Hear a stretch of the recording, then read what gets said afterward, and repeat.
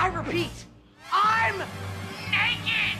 Ned's Declassified has always been like a unique Nickelodeon show, doing something slightly different than Drake and Josh, iCarly, a lot of the Dan Schneider shows. Like, they had a really genuine approach to their storytelling. Now, while the comedy writing is expertise in Drake and Josh, Zoe 101, this, I would say, is best writing for kids in general. Like, there's lessons, there's a lot of really heartfelt moments. Ned's Declassified was just a point in time where they were somehow able to get people who appreciated comedy, and also somehow convinced people like me who thought this show seemed a little too preachy to enjoy it. Like, it felt like a little bit a step above one of those training videos you'd watch in like a class or something. Something really good is the third season does a great job at setting up all these character arcs and completing them by this episode. Something that other shows may not have even gotten the ability to do by this point. Zoe 101 ended up with Chase coming back. Drake and Josh ended up with Josh and Mindy getting back together. And even iCarly had their direct I goodbye. Like, this one is a very close second behind that for me. Something that they did that nobody else did was really working their way up to this finale. Rose and I are best friends, and I was unsure of my feelings for her. And just when I was gonna take a huge risk and ask her out, Susie moved back. The first episode of season 3 was about the new grade, the final grade, already introducing the fact that these guys are getting ready for high school. And they even have Susie, Ned's girlfriend, move away, leaning into his relationship with Mose. Mose also gets a boyfriend, and even starts to deal with thoughts of liking her best friend Ned way before it even gets brought up. So this is definitely a sign that Ned and Susie should be together. Not me and Ned. It's the love story Zoe 101 kind of failed to do. And with Mose, Ned, and Cookie at the brink of their last year, things are about to get heated up as we get to the final 2-part episode, the longest episode of Ned's Declassified. Field trips, permission slips, signs, and Weasel. Yeah, it's already by the title seeming like they're trying to address it as if it's 4 separate episodes, but it's really 4 separate plots all going on. Only it won't be fatal. It'll be you guys. Let's remember that the creator of this show also created Big Time Rush, and they were really good at doing these overarching plots. It starts with that day in the life vibe, somehow making it about the school one last time, which I really appreciated. Like, I was excited to see them go outside the school, but the fact that they are weaving us into it is a lot better. We're introduced to the idea of field trips, the best idea that Ned's Declassified could have had, saving it for this end, which I definitely appreciate. It could have been like a one-off episode and not even been interesting, but this is the ultimate build-up. There are signs that tell us one of the biggest and best days of school is here.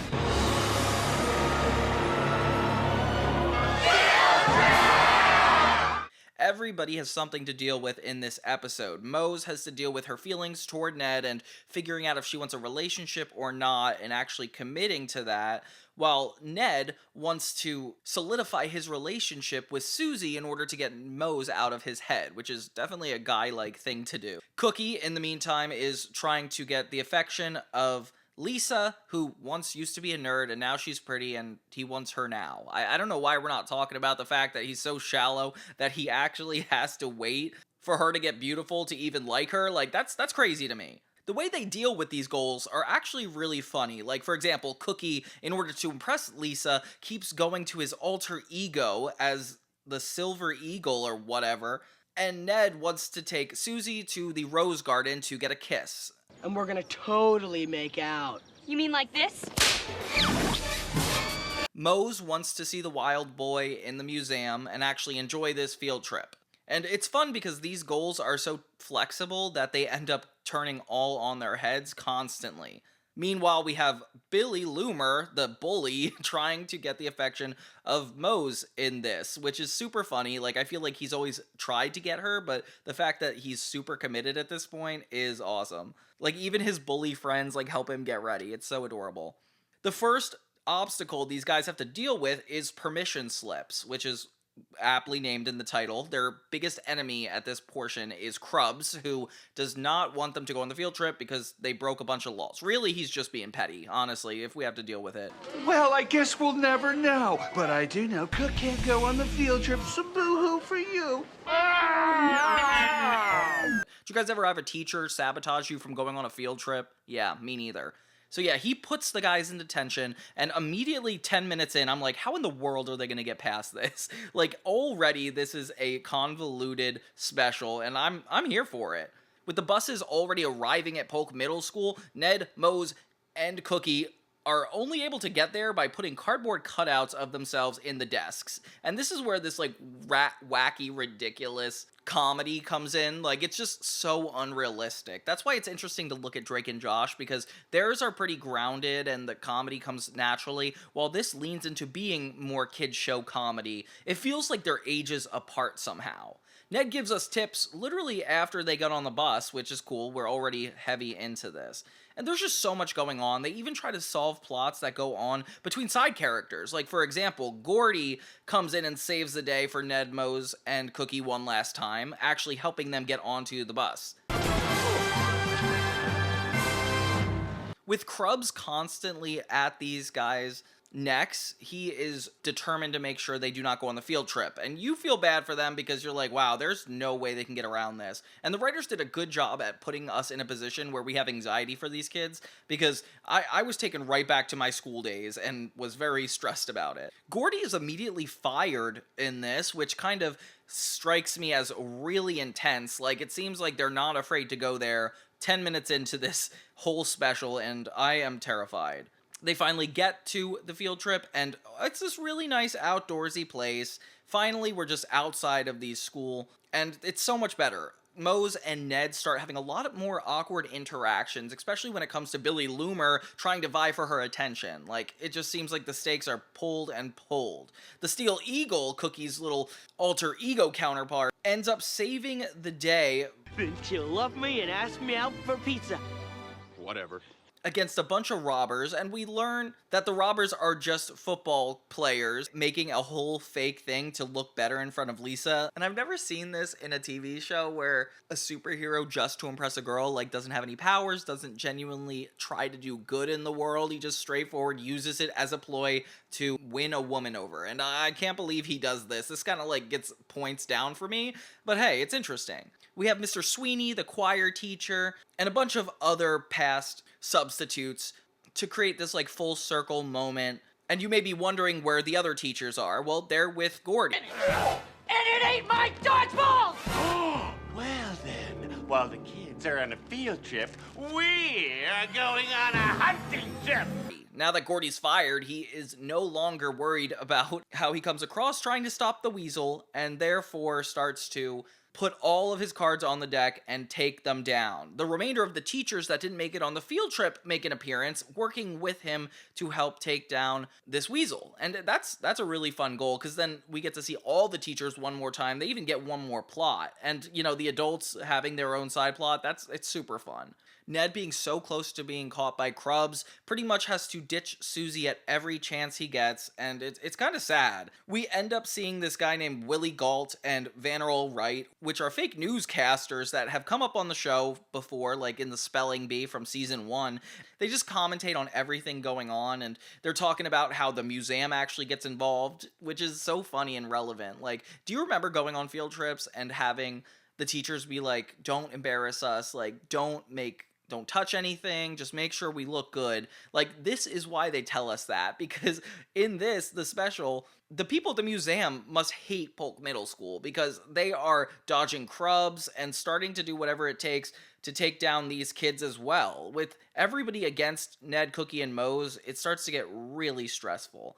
In trying to get away from Krubs, Ned ends up sneaking into the museum, and oh my god, he is so close to being caught, but he's managing to get out of it by switching clothes with Coconut Head. Krubs ends up thinking that it's Ned, which honestly I was like a full relief, because that is the best, because of course like you got Krubs off your tail, you're able to get away with being on the field trip, it's nice. Ned has a moment with Sweeney where he's trying to get away and hiding in a tree, and Sweeney like has the opportunity to tell on him, and he actually has a good moment and decides not to reveal Ned and let him enjoy the field trip, but he's not going to help him down from the tree. Okay, real nice teacher. Consider this my early graduation gift to you, Mr. Bigby. I feel like if you were a teacher and noticed that, you definitely would have to report it. Like, I can't imagine this going well. The entire museum is trying to track down the Steel Eagle and Cookie, clearly, thinking that it's so much bigger of a deal than it is, and I can't believe these kids are, like, going out of their way to get their goals,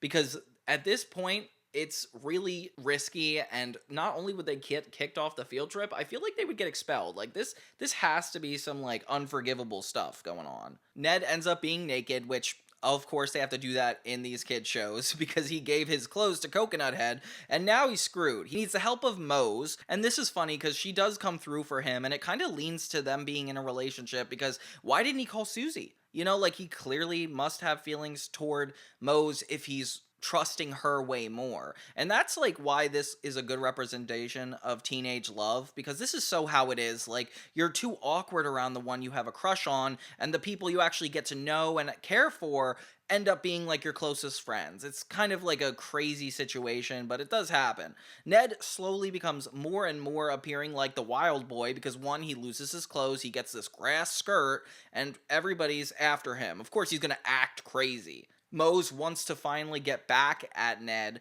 by calling his bluff, because both of them are seeing signs that they should be together, and Ned is avoiding it, trying to cover it up with Susie, while Mose is trying to cover it up with avoidance. So Ned's like the anxious attachment, and Mose is like the avoidant attachment, which is why they're like definitely butting heads at this point. I would too, Mose. Like, I would be very resentful at Ned if you're having feelings for this person, they're just trying to vie for somebody else. Like, that's very frustrating.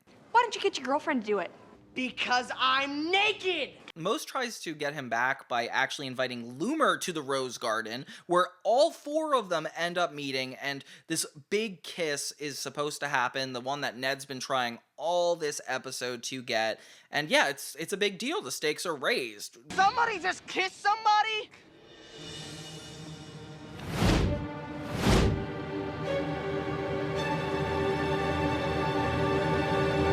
Perfect time to cut away to Gordy and all the other teachers taking down the Weasel. Like, they end up destroying the school completely, which I find hilarious. The vice principal, like, acknowledges how bad this is, and all of them are so willing to help Gordy, even though it's gonna probably get him fired. Right before the kiss, though, everything comes to a head with Cookie running through and the museum employees chasing him, almost ruining the kiss, and Ned and Mose run away, listening to these signs that they should be together by leaving Susie and Loomer behind, who they both just look at each other and say, let's get back together, which that is a good representation of teenage love, like if I ever seen it. Kind of annoying, because why, but you know, it's fair. I guess they worked up for that. It's a kid's show.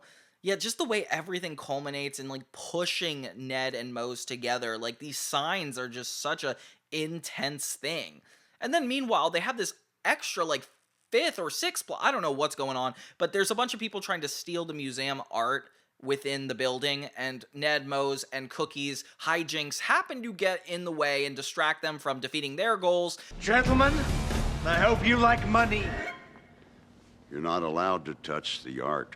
Punk! Making the museum appreciative of them, and yeah, everything seems to work out. My favorite part, though, is the moment where Ned realizes he likes Mose, and that kind of makes me forgive him for all of this really jerky stuff he does as a teenage boy, like using Susie to forget about her, ditching Mose at every chance he gets. Like Ned is just not the best boyfriend, honestly, but he's trying, and it's really sweet when they have no other choice, and there's this big chase scene leading Ned to fall into the flowers And it's such an aesthetically pleasing shot, just seeing him like in the yellow flowers. And he starts to have a musical montage of every moment he had with Mose, which is actually really sweet. It makes it seem like this entire show was building up toward that, even though it kind of wasn't. It was just this genuinely good show, trying to be funny while also relating to its audience. And yeah, it definitely related to me, especially since I grew up into liking girls as this show went on. So of course I'm gonna empathize with Ned and what he's going through. And having these plots lead to such extreme circumstances is hilarious. And it's almost really romantic to imagine how far all these three kids have come since season 1. You know, like at first they were just as awkward teens, already friends from the beginning of the show, and through all these trials and tribulations in the first season, the second season, even the third season, they developed a really intimate relationship with each other where they trust each other. Was I interrupting something? We're going out now. Cool.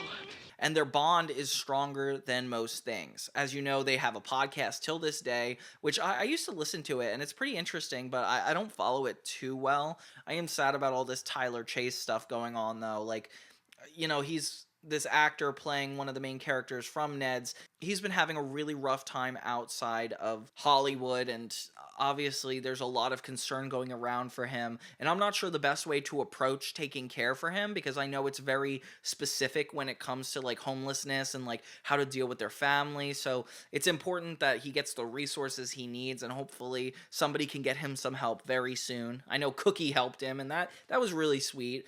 So yeah, Krubs finally has to let it go, allowing all three kids to win, and we get this really awesome moment where Cookie and Lisa end up together, Ned and Mose, and they head out back to the school, only to find it destroyed.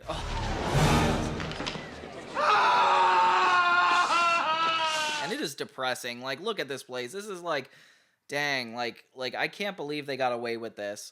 I mean, like, why wouldn't Gordy be fired after something like this? Like, this is going too far. Even I think that this is crossing a line. Or the real principal says he's not going to let it happen. So I guess Krubs is screwed. And I don't know how they're going to go on as a middle school in general next year, but I guess that's not even our concern, because the writers literally can do whatever they want now that these guys' story arc is over. I would love to have seen this go on to another season, but the fact that it ended here was also perfect. Like, I feel like we always want more, but looking back, this is the perfect way to end it and actually get all we wanted out of these characters in one movie-like adventure that we might not have gotten otherwise. Thank God they had this best plot saved for like the very tail end of the series, because it definitely built momentum. This third season leading up to Ned and Mose and like these highs and lows of their relationship and actually what they want out of 8th grade life. I don't know, it's very sweet to see them come together in a way that Chasing Zoe just couldn't compete. Like, there is no better finale than the Ned's Declassified finale, at least in the kids' TV show universe. Now, if you excuse me, I'm gonna go rewatch the show, because it was weird to jump in on the finale not remembering anything else. But how does this finale compare to the other finales for you guys? I know it's such a weird conversation to have, but I do think there is a right and wrong way to say goodbye to characters, situations, scenes. Like, it needed to end. Thank you guys so much for continuing to watch and support Johnny 2000. It means the world to me to be able to rehash all of these experiences with you guys. Don't forget to like, subscribe, share any of this stuff with your friends, because we are just scratching the surface of the 2000s, and I can't wait to see more with you guys. So thank you guys so much for watching, and have a great day.